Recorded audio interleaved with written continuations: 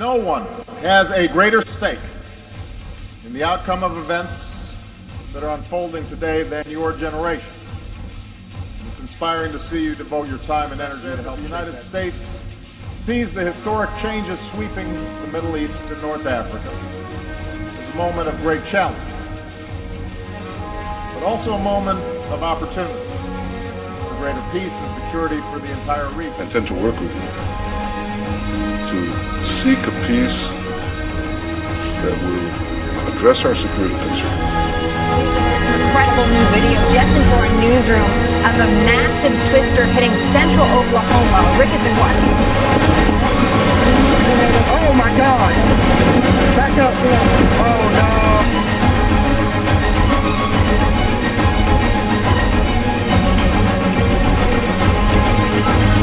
Hey!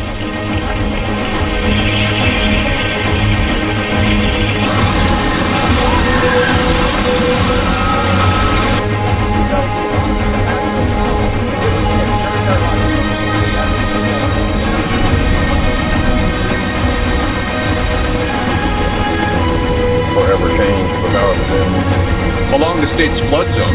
Here, he and his crew were on the ground in central Oklahoma. He is also a severe storms researcher. Tim, welcome.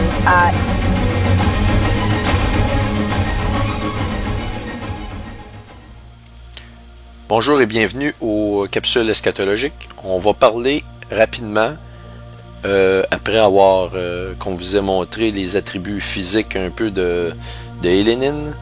Donc, Hélénine suscite beaucoup de questionnements, non pas parce que c'est une comète, puis il y en a déjà plusieurs comètes qui sont venues dans le passé, et il n'y avait rien eu de spécial.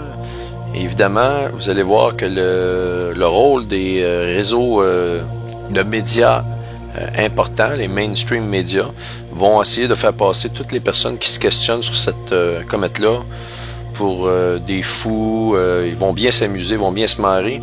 Et ils ont tous les éléments pour pouvoir montrer au grand public à quel point, encore une fois, ceux qu'on appelle les conspiracy theorists, ceux qui sont les amoureux de la théorie de la conspiration, eh bien, sont en fait des fous.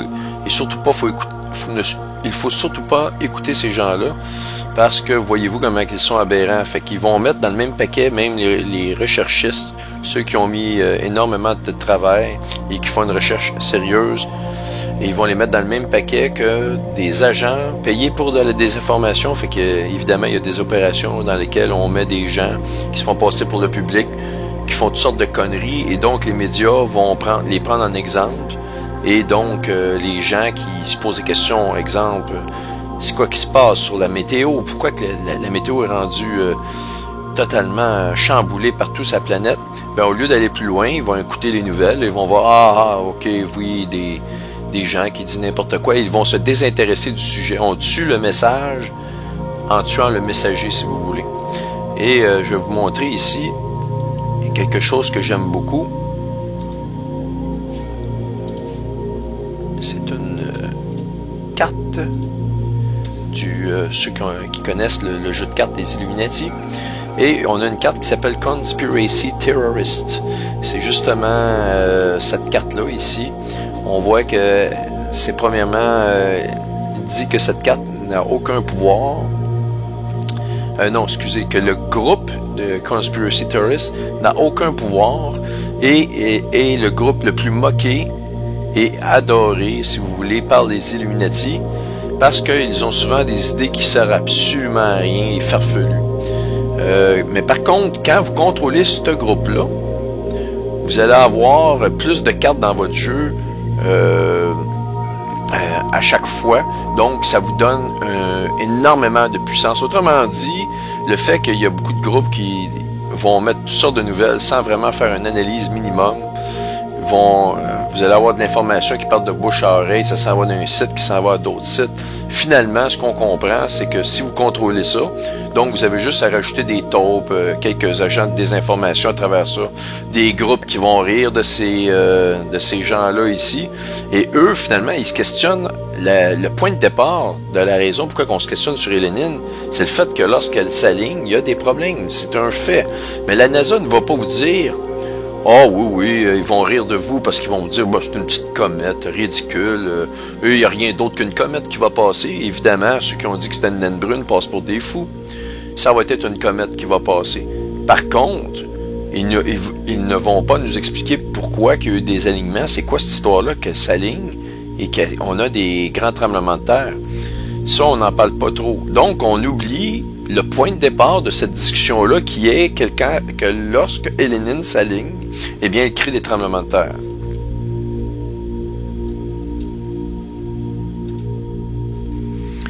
Alors nous, chez Plein Feu, on essaie de faire notre possible pour étudier tout ce qui se fait. On est obligé malheureusement d'étudier tout ce qui se fait, même les plus farfelus. Et parce que si on ne le faisait pas, eh bien, voyez-vous, on pourrait passer à côté de quelque chose d'important. On se doit pratiquement de tout étudier. Même, il y a des sites des fois qui produisent de l'information sans savoir trop de quoi ils parlent. Bon, disons, c'est dans leur droit. C'est correct. Et de ces sites-là, souvent, sans trop le savoir, quelquefois, ils amènent des informations extrêmement importantes. Et donc, nous utilisons toutes si vous voulez, les clés possibles. Et nous sommes obligés d'étudier la désinformation parce que des fois, la désinformation, souvent, si on va à l'inverse de la désinformation, on arrive à des pistes très intéressantes. On va vous en montrer un qui a circulé récemment, qui est envoyé par un ami à moi, qui me demandait ce que j'en pensais. Et vous allez sûrement connaître ce vidéo-là pour la plupart d'entre vous. Le titre... Mon ordinateur est slow parce que j'ai beaucoup de choses d'ouvert en même temps. Nibiru Insider, ça veut dire un insider, c'est-à-dire quelqu'un qui est à l'intérieur, qui a des informations. Souvent, ils ne peuvent pas dévoiler leurs sources parce qu'ils sont à l'intérieur de la NASA, par contre, et ils dévoilent de l'information secrète. Évidemment, c'est souvent le cas, ils se présentent souvent sous cette forme-là. Et cet informateur-là nous dévoile apparemment l'endroit où Nibiru se retrouve, et il l'a fait à la radio, live on air. Ça veut dire qu'il l'a fait à la radio. Et vous allez reconnaître cette photo-là. On va en partir un petit extrait. On va vous en parler de ça.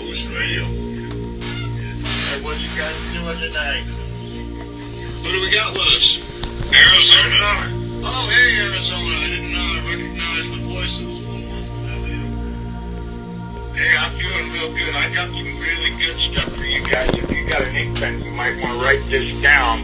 Especially if you got a telescope, you're going to love this. I've got your directions where to look in the sky to see Ellen and Neberu. Il dit qu'il vient d'avoir la direction, les coordonnées pour regarder Nibiru et Lénine. Fait qu'il dit...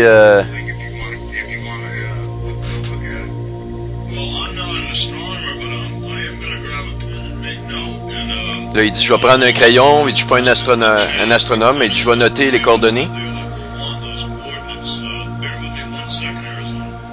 Et là, la personne va lui donner les coordonnées.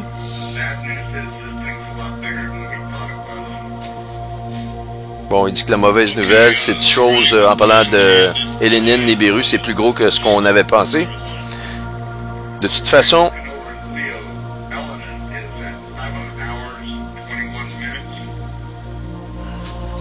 Il donne les coordonnées. 15.36 seconds. Plus 03 degrees.